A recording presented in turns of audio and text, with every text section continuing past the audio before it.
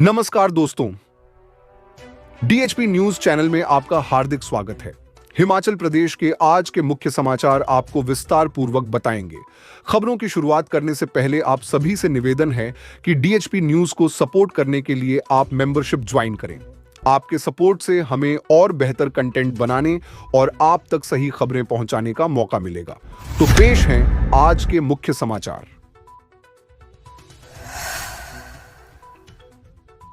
हिमाचल में 2 दिन भारी बारिश, अंधड़ और ओलावृष्टि का अलर्ट। जाने कब तक खराब रहेगा मौसम। हिमाचल प्रदेश में 2 दिन भारी बारिश, बर्फबारी, अंधड़ व ओलावृष्टि का अलर्ट जारी किया गया है।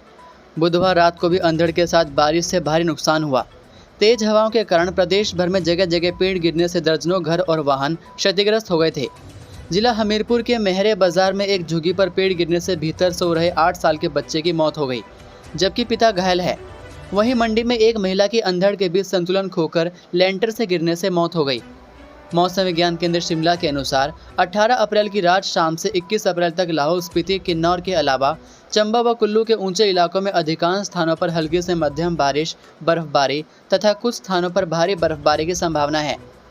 इसी तरह कांगड़ा, शिमला, मंडी और चंबा व कुल्लू जिलों के शेष भागों में कई स्थानों पर हल्की से मध्यम बारिश और कुछ स्थानों पर भारी बारिश हो सकती है। वहीं ऊना, बिलासपुर, हमीरपुर, सोलन, सिरमौर जिलों में कुछ स्थानों पर हल्की से मध्यम बारिश होने की संभावना है। 23 अप्रैल से पूरे प्रदेश में मौसम साफ रहने का पूर्वानुमान है। मौसम विभाग के अनुसार 18 अप्रैल की रात से 19 अप्रैल की मध्य रात्रि तक चंबा, कांगड़ा, कुल्लू, मंडी, सोलन, सिरमौर और शिमला जिले में अलग अलग स्थानों पर ओलावृष्टि का अलर्ट है। वहीं चंबा, कांगड़ा, कुल्लू व मंडी में भारी बारिश का ऑरेंज अलर्ट है।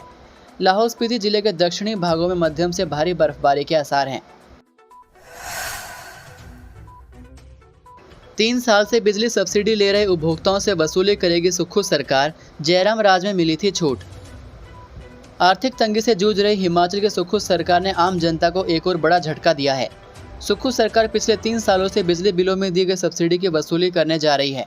यह वसूली उन उपभोक्ताओं से की जाएगी जिन्होंने बिजली कनेक्शन लेते समय अपने भवन का नक्शा पास करवाने की एनओसी जमा नहीं करवाई थी। दरअसल बिजली बोर्ड ने ऐसे उपभोक्ताओं पर शिकंजा कसना शुरू कर दिया है जिन्होंने पिछले 3 सालों से बिजली कनेक्शन के लिए नगर निगम और शहरी निकायों से अपने घर का नक्शा पास करवाने की एनओसी जमा नहीं करवाई है। ऐसे उपभोक्ताओं को मार्च 2022 से लेकर अब तक दी गई सब्सिडी की राशि वापस ली जाएगी।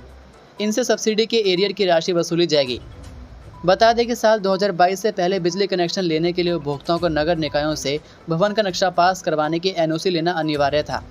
उस समय जिन उपभोक्ताओं के पास एनओसी नहीं होती थी उन्हें घरेलू कनेक्शन नहीं दिया जाता था। ऐसे उपभोक्ताओं को अस्थायी बिजली कनेक्शन 8.42 रुपये प्रति यूनिट पर दिया जाता था। लेकिन मार्च 2022 में जयराम सरकार ने इसमें छूट देते हुए बिना एनओसी के भी घरेलू कनेक्शन देने का फैसला लिया, जिसके चलते अस्थायी कनेक्शन भी घरेलू कनेक्शन में बदले गए।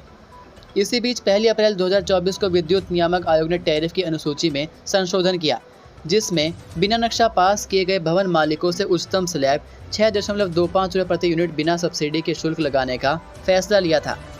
बिजली बोर्ड के एक अधिकारी के अनुसार राजधानी शिमला में करीब 20,000 ऐसे घरेलू उपभोक्ता हैं जिन्होंने साल 2022 से नगर निगम और टीसीपी से भवन का नक्शा पास करवाने की एनओसी बिजली बोर्ड में जमा नहीं करवाई।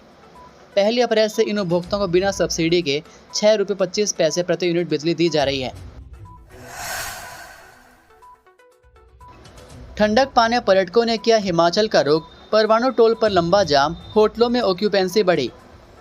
मैदानी क्षेत्रों में बढ़ती गर्मी और वीकेंड पर छुट्टियों के चलते बड़ी संख्या में सैलानी ठंडक पाने के लिए हिमाचल का रुख कर रहे हैं। प्रदेश की ठंडी वादियां पर्यटकों से गुलजार हो गई हैं।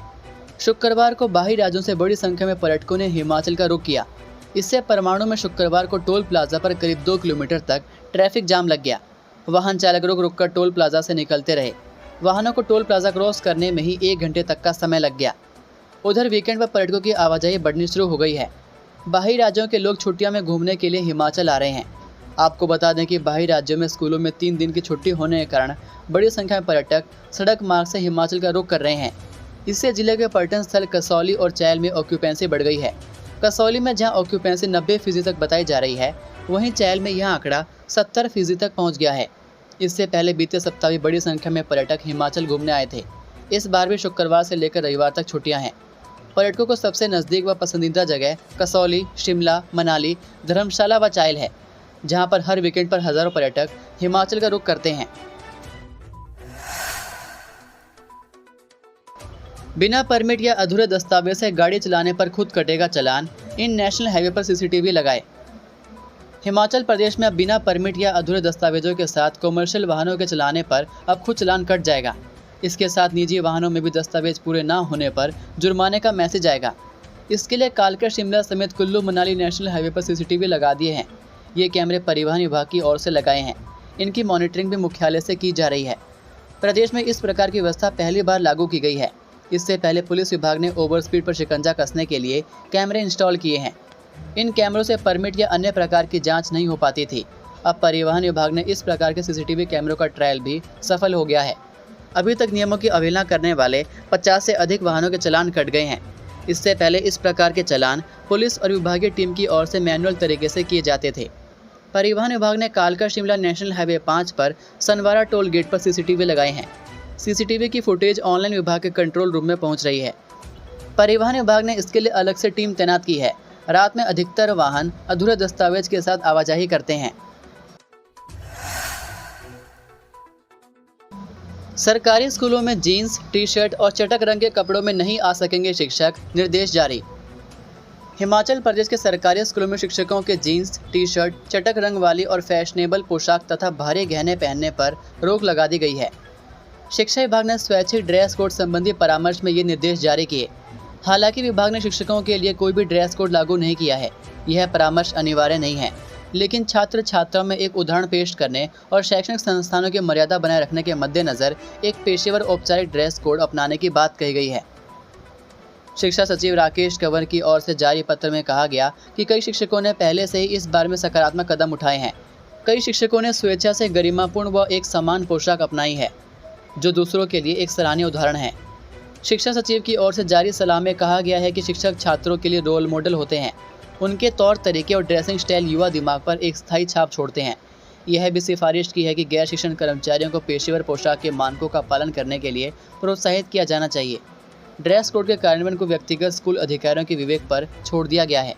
पुरुष शिक्षकों के लिए सुझाए गए ड्रेस कोड में हल्के रंगों में औपचारिक पतलून और शर्ट शामिल है, जबकि महिला शिक्षक औपचारिक भारतीय पोशाक जैसे दुपट्टे के साथ सलवार कमीज, साड़ी, चूड़ीदार सूट या औपचारिक पश्चिमी परिधान चुन सकती हैं।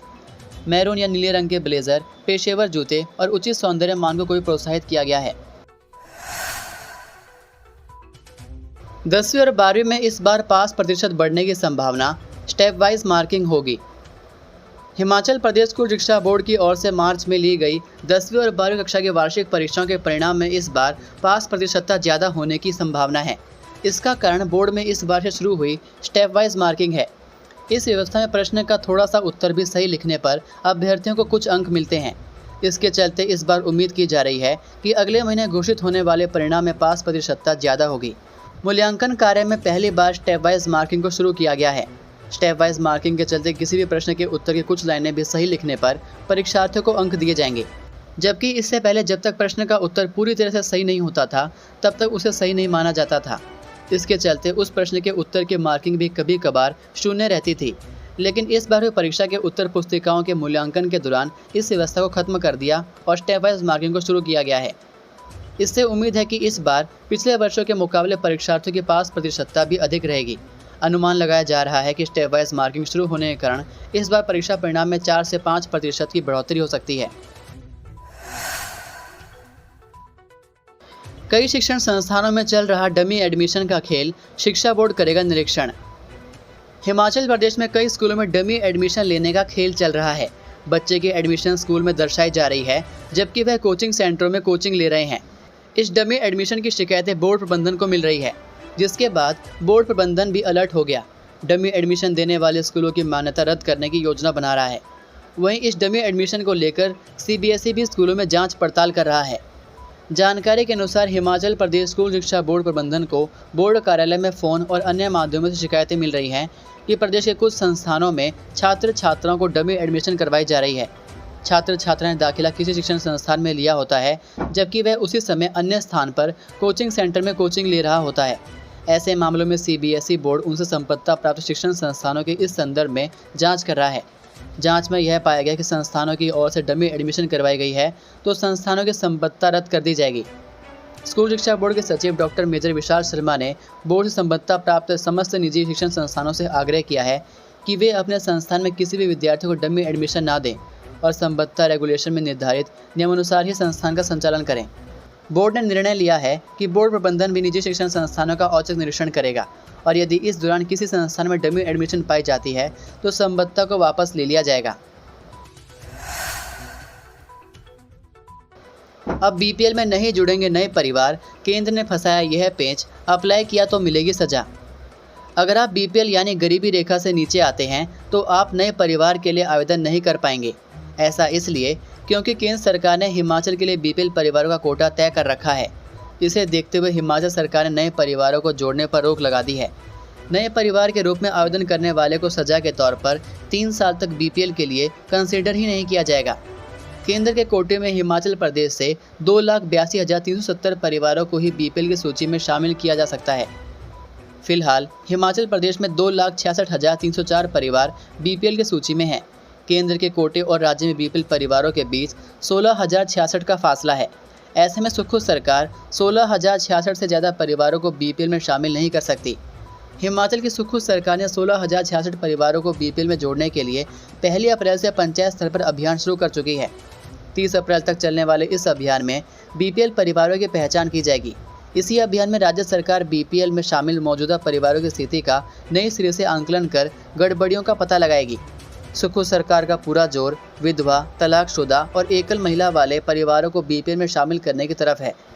केवल सस्ता राशन ही नहीं बल्कि फ्री इलाज, फ्री बिजली और सस्ते होम लोन की आस में हिमाचल के हजारों परिवारों ने अपात्र होने के बावजूद बीपीएल कार्ड ले रखे हैं। 30 अप्रैल तक सरकार के तय अलग मापदंडों के आधार पर इन परिवारों की भी पहचान हो जाएगी। आधिकारिक सूत्रों के अनुसार पंचायत स्तर पर ग्राम सभाओं में बीपीएल के नए परिवारों के लिए आवेदन करने वाले यही रसूखदार अपात्र लोग हैं। सरकार ने पंचायतों को निर्देश दिया है कि ऐसे परिवारों की पहचान कर उन्हें 3 साल तक बीपीएल की सूची में नाम ना जोड़ें। शख्स की मिली देह, शरीर का आधा हिस्सा था गायब। हिमाचल प्रदेश के मंडी जिला से एक सनसनीखेज खबर सामने आई है। यहाँ एक व्यक्ति का शव मिला है। यह शव आधा अधूरा है, यानी शव का आधा हिस्सा गायब है। जिसने भी इस शव को देखा उसकी रूह कांप गई। मामले की सूचना मिलते ही पुलिस की टीम मौके पर पहुंची और शव को कब्जे में लेकर आगामी जांच शुरू कर दी है। पुलिस यह जानने का प्रयास कर रही है कि यह शव यहाँ कैसे आया। मिली जानकारी के अनुसार यह शव मंडी जिला के पुलिस थाना ओट के तहत आती ग्राम पंचायत राहला चैटीगढ़ पायल क्षेत्र में मिला है। गुरुवार देर शाम को लोगों ने इस शव को देखा और इसकी सूचना पुलिस को दी। मौके पर पहुंची पुलिस ने शव को कब्जे में लिया और आगामी जांच शुरू की। बताया जा रहा है कि शव बुरी तरह से शत विक्षत हो चुका है। शव इतनी बुरी हालत में है कि उसकी पहचान करना भी मुश्किल है। शव का अधिकांश हिस्सा जानवरों द्वारा नोचा हुआ है। प्रत्यक्षदर्शियों की माने तो शव का सिर, एक हाथ और पैर ही साफ दिखाई दे रहे हैं। बाकी हिस्सा जानवरों ने इस तरह से नोच दिया है कि उसकी पहचान करना भी मुश्किल हो गया है। ओट पुलिस थाना टीम ने शव को कब्जे में लेकर आगामी जांच शुरू कर दी है। ये थे आज के मुख्य समाचार। हिमाचल प्रदेश की बड़ी खबरें रोजाना जानने के लिए सब्सक्राइब कीजिए DHP न्यूज़ चैनल को और बेल आइकन पर क्लिक करें, जिससे आपको प्रदेश की बड़ी खबरें हमारे द्वारा मिलती रहें। वीडियो को लाइक और शेयर ज़रूर कीजिए और आप हमारी वीडियो कौन से शहर से देख रहे हैं नीचे कमेंट करके ज़रूर बताइए। वीडियो में अंत तक बने रहने के लिए आपका बहुत बहुत धन्यवाद। जय हिंद, जय भारत, जय हिमाचल।